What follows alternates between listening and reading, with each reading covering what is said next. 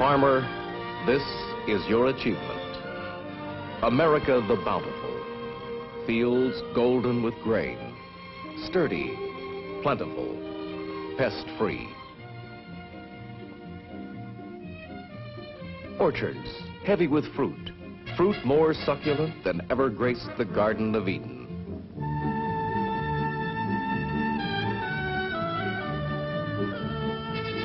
Superb fresh produce, moving in a never-ending, year-round chain from field to table.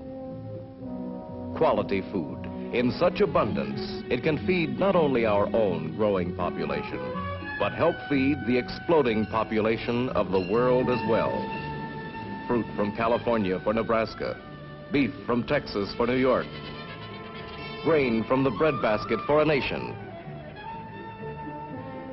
Millions of tons of food and fiber on the move from state to state and around the world. Countless carriers on the move.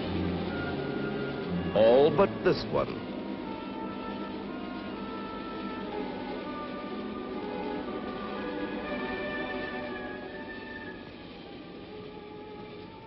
The food in this car will never reach its destination. It has been placed under arrest.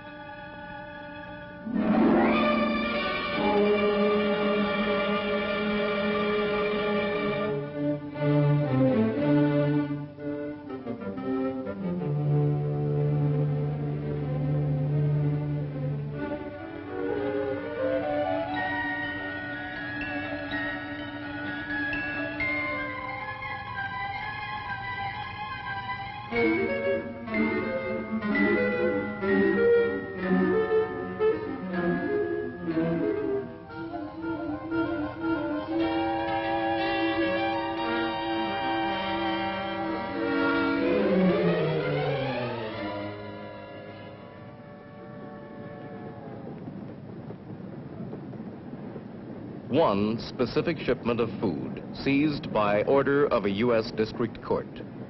Why? Let's go back a little, about 10 days and several hundred miles. Shortly before harvest, farmers discovered a sudden infestation of caterpillars in this area. News reports alerted other farmers and food and drug inspectors. A food and drug inspector was immediately sent to the area. He collected samples from railroad cars as they were being loaded. He suspected that if certain persistent pesticides were used at this late date to get rid of the caterpillars, illegal residues might be left on the crop at harvest.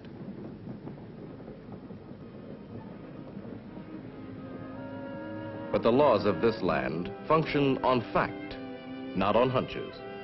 The inspector's suspicions were confirmed by chemical analysis. Laboratory tests proved conclusively that this particular shipment did contain excessive residues of a toxic chemical, a pesticide.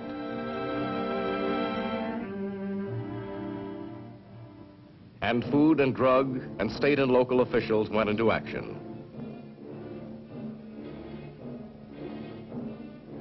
Appropriate legal procedures devised to guard and protect the public health quickly resulted in a federal court order instructing a United States Marshal to attach the car and place the produce under arrest.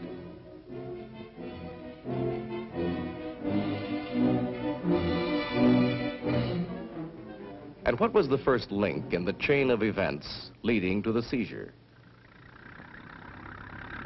It all started with the producer of the seized crop, Cliff Osborne, victim of the unexpected insect invasion.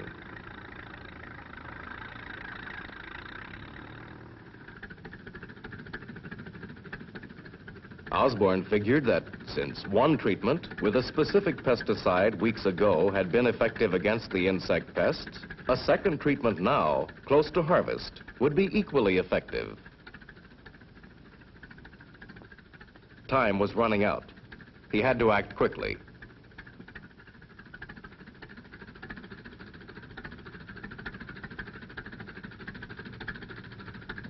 Because most agricultural chemicals are potentially hazardous in concentrated form, Cliff Osborne protected himself properly. He chose a compound that would kill the caterpillars, mixed it correctly, and made certain he applied it in the right form and in the right amount. But Cliff Osborne made a single expensive error. Either purposely or through carelessness, he disregarded this one important precaution. He didn't follow the label and avail himself of its built-in protection. Result? Too much residue on the crop at harvest. And it's the end of the road for this shipment. Burial at a nearby dump under the supervision of a United States Marshal and a Food and Drug Inspector. End result for the farmer? A legal involvement, loss of time and his crop, total loss instead of net profit. All this from an insect invasion. Man has many enemies, like this single caterpillar, tiny, fragile, hungry. Alone, he is nothing. But when he and other insect pests multiply their kind and begin to feed off the plants on which man depends for survival, they become his enemy. Another enemy, the rodents which destroy and defile.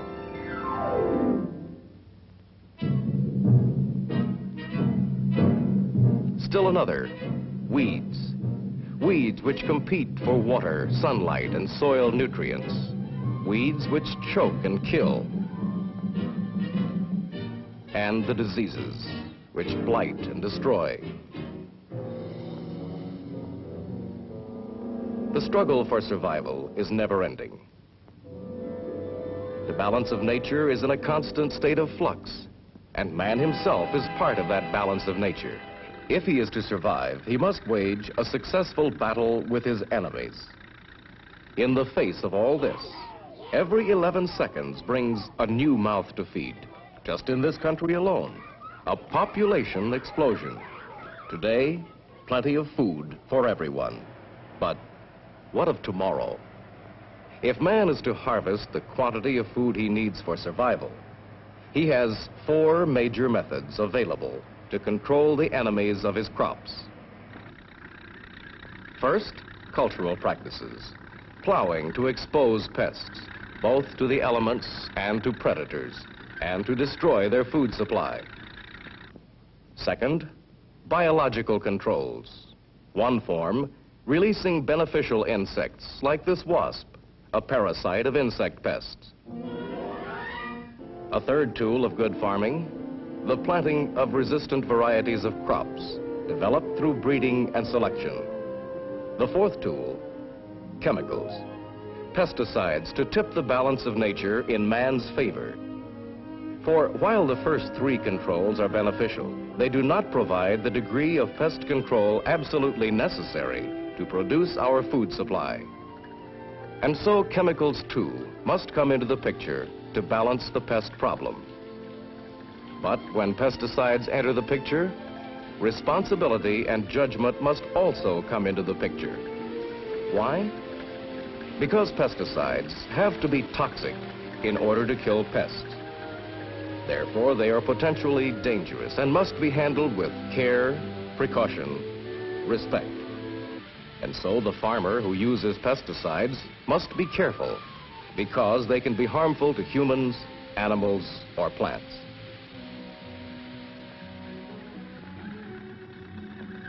Now, let's consider Sam Rogers, who operates a farm in the same area as Osborne.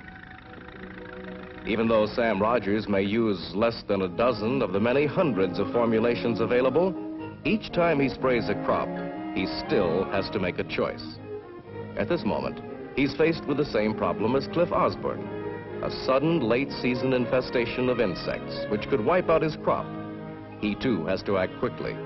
But the label precautions tell Rogers the effective insecticide he used several weeks ago cannot be used this close to harvest. It would kill the caterpillars all right, but it would also leave an illegal residue and subject his crop to seizure. The way to safety and profits? Follow the label on the pesticide container.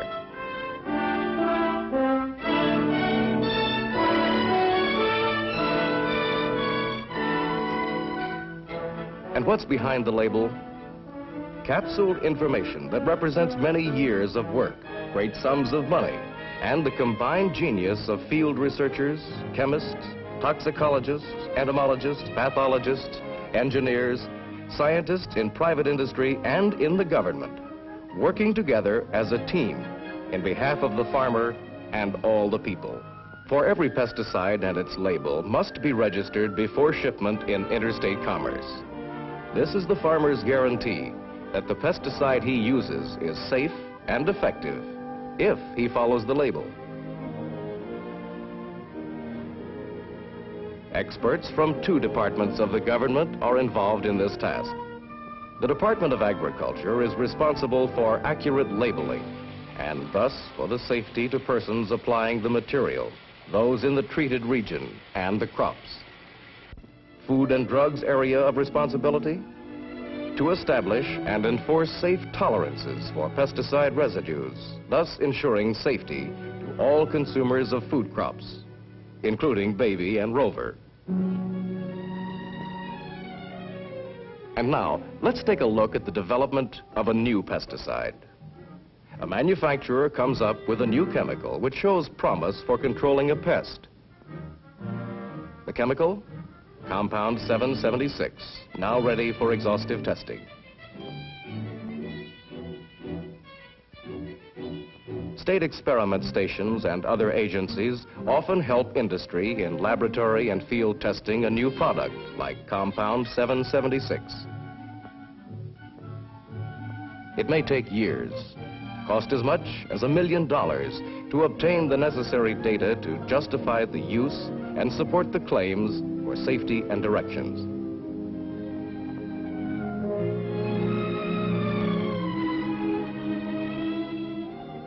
And now the manufacturer is ready to apply to the Department of Agriculture for registration of the proposed labeling of the new compound.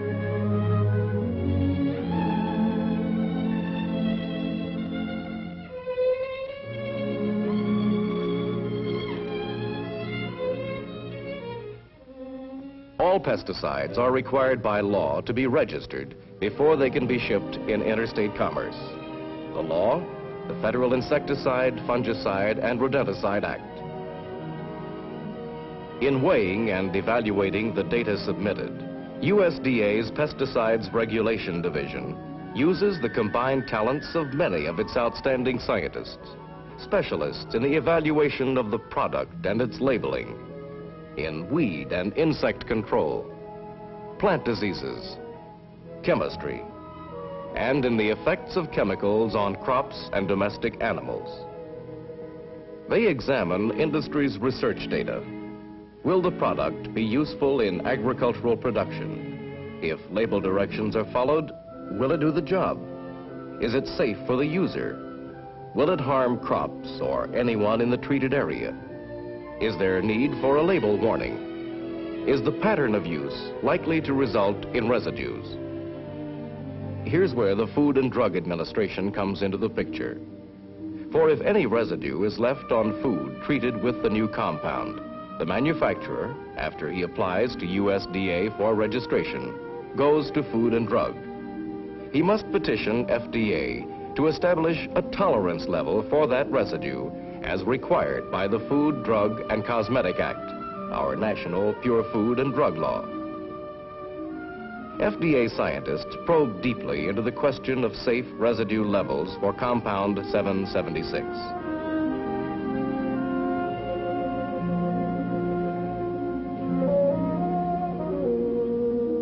Industry's residue data is plotted against time to determine how close to harvest the compound can safely be used. Other industry data is studied, checked, and evaluated by FDA experts.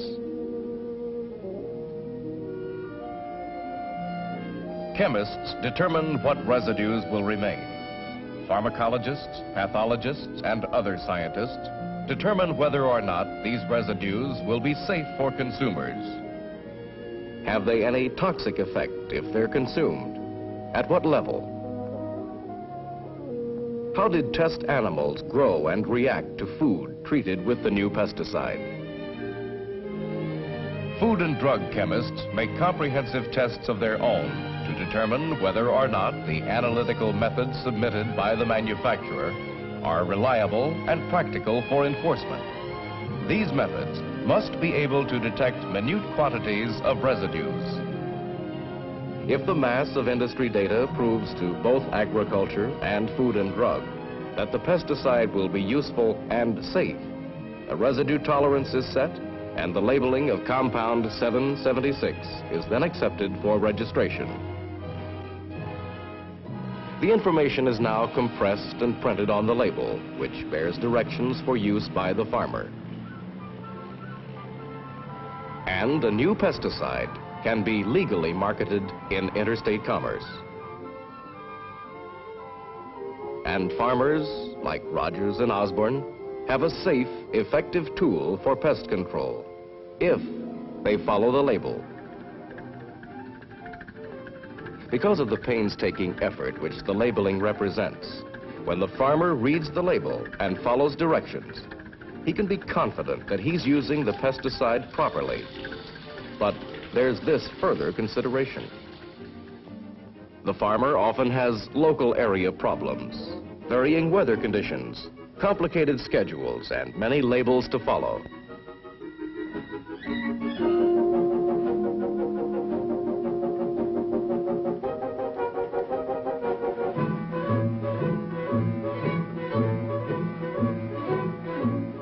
Today's farmer has a complex job. He must be a businessman and a practical scientist. So if he wants to produce the best crops, free of excessive residues, if he has a problem, he solves it as Sam Rogers is about to do. He decides to get advice from the local man who knows area problems, pests, and pesticides. His county agricultural agent, professional advisor to the farmer. Name, Philip Green. Like all county agents, Phil Green is kept up to date by the state extension entomologist and other experts. Sam explains his problem. The label precautions on the pesticide he used earlier automatically rule it out. The county agent discusses the length of time different classes of pesticides remain on the plants. This animated ring represents the residue left on the crop by the effective pesticide both farmers applied several weeks ago. But this is what happened when Cliff Osborne failed to follow the label and used the pesticide again just before harvest. An illegal residue which subjected his crop to seizure. Sam Rogers, however, will have no such problems. Sam will use a different pesticide. He'll follow the built-in protection of the label and the advice of an expert. Result? He'll protect his crop from seizure, ensure its safety, the safety of the consumer, and his own time and profits. The right pesticide for the right crop at the right time, applied in the right way, and applied in the right amount to tip the balance of nature in man's favor. The right amount, which involves not only using the minimum recommended amount to do the job, but checking and rechecking the many factors that control amount, like the nozzle openings, pressure, the winds and the wind drift, the weather and weather conditions, which often necessitate special judgment and care. Unless you, the farmer, use pesticides properly, follow reliable spray schedules, follow the labels, and consult experts when special problems arise, all the meticulous research and the rigid safety standards so carefully built into the label by both industry and government can be canceled out. Man, in the past 2 decades, has made tremendous strides in the use of chemistry as a tool to produce abundance. The abundance which has given us the highest living standard the world has ever known. Today, you, the American farmer, assume a new responsibility, a new public trust as a guardian of our health.